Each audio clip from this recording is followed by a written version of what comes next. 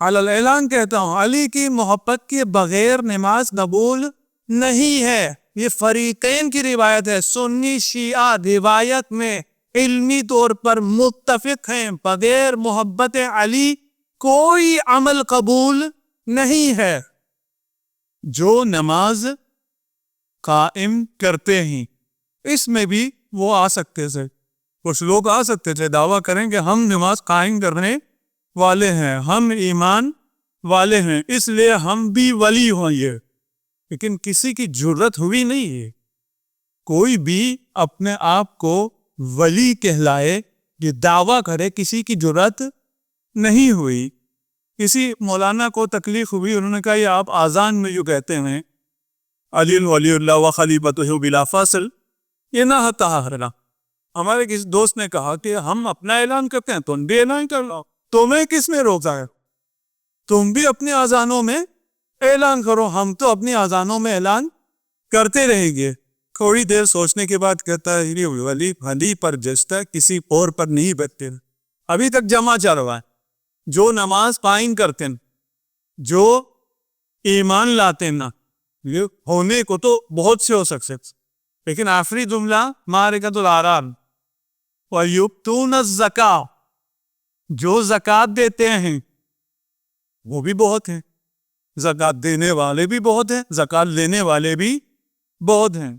لیکن آگے ایک شرط اور آ گئی, وَهُمْ رَاكِعُونَ, جو حالت سجدے میں زکوٰۃ دینے والے ہیں وہ اللہ کے ولی ہیں. اب جو ناصبی ہیں انہیں بڑی مشکل ہوتی, حالت رکوع سے ہی نفرت ہو جاتی ہے. وہ قرآن کا ترجمہ بدل کے کہتے ہیں کہ اس کا مطلب یہ ہے کہ جو خضوع کے ساتھ زکوٰۃ دیتے ہیں. اب جہالت کا اندازہ کرو, کبھی کسی نے زکوٰۃ وضو کے ساتھ دی ہے؟ زکوٰۃ خلوص کے ساتھ دی جاتی ہے. کسی فقیر کے سامنے جھک کے آپ نے زکوٰۃ دی ہے؟ پہلے رکوع کریں, اس کے سامنے خضوع کریں, اور پھر اس کو آپ زکوٰۃ دیں. ہم یا علی مدد کے ہیں تو شرک ہے. آپ فقیر کے سامنے جھک کے خضوع کریں تو عبادت. خضوع کرتے ہوئے زکوٰۃ دیتے ہوئے, چلو تم دکھا دو کس نے خضوع کر کے زکوٰۃ دی ہے, وہی دکھا دے. کوئی ایسا بھی نہیں دکھا سکتے.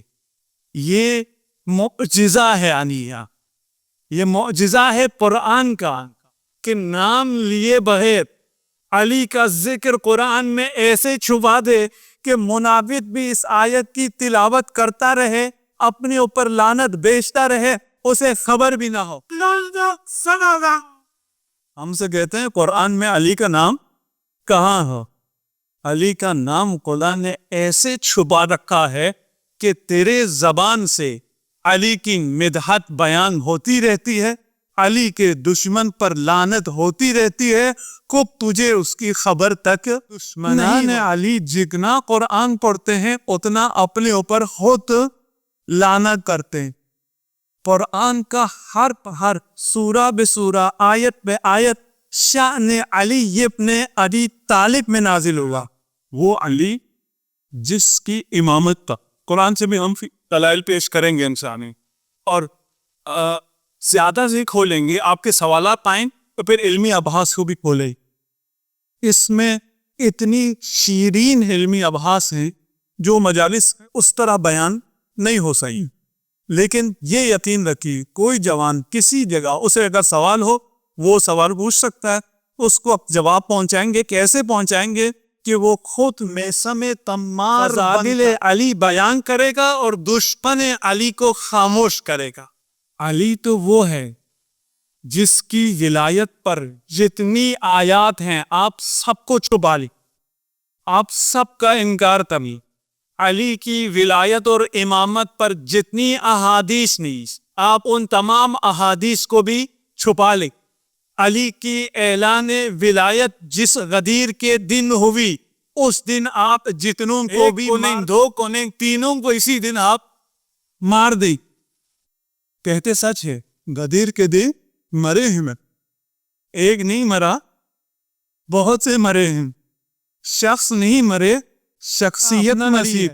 تو مرنے پر شوق مناؤ یا دین کے کامل ہونے پر جشن ولایت پر جشن مناتے ہوئے جنت جاؤ، یا جشن کے دن سوگ مناتے ہوئے اپنے کہے کے مطابق اپنے اوپر لعنت بھیجو کہ خود کہتے رہے 1400 سال کہتے رہے عزاداری بدعت ہے، رونا حرام ہے، اب تمہارا نصیب غدیر کے دن تمہیں رونے کو مل گیا۔ باقی جوانوں سے میں کہتا ہوں، ہمارے اپنے اہل سنت بھائیوں سے بھی، میرے اپنے بیٹے ہیں، میری بہنیں ہیں، میری مائیں ہیں، آپ دیکھ لیں اس دن کوئی مرا نہیں، ٹھیک ہے؟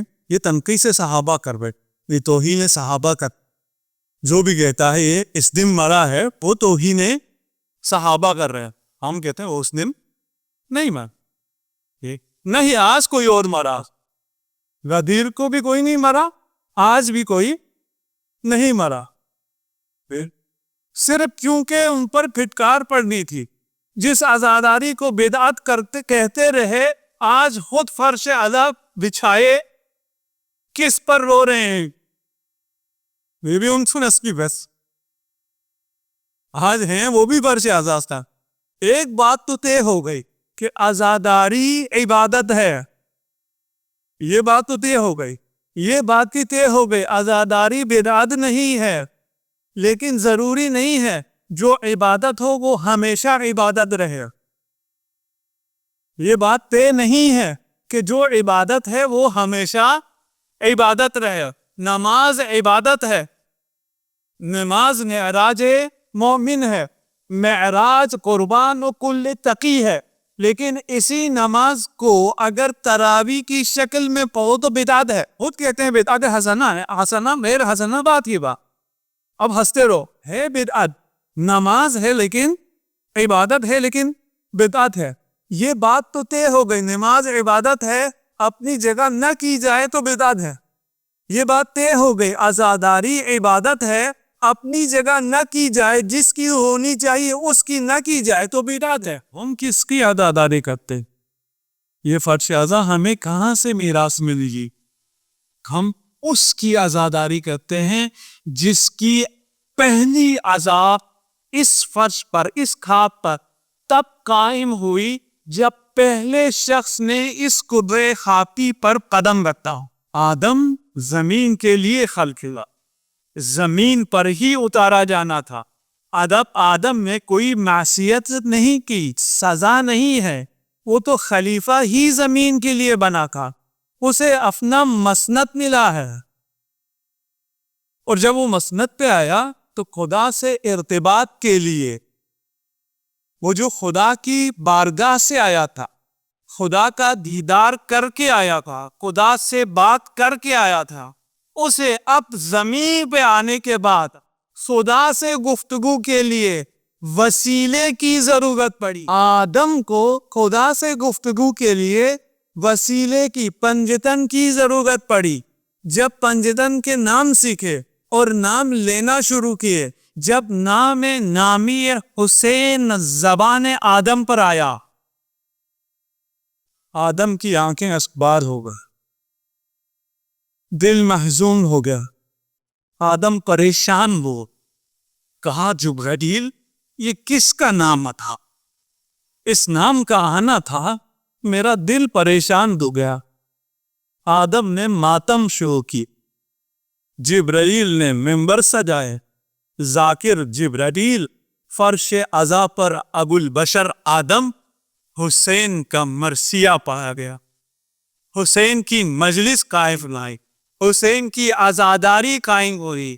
آدم سے خاتم تک یہ عزاداری رہی، اور خاتم سے آج تک یہ عزاداری قائم و دائم ہے، اور تا قیام قیامت انشاءاللہ بدعائے سیدہ یہ عزاداری قائم رہے گی۔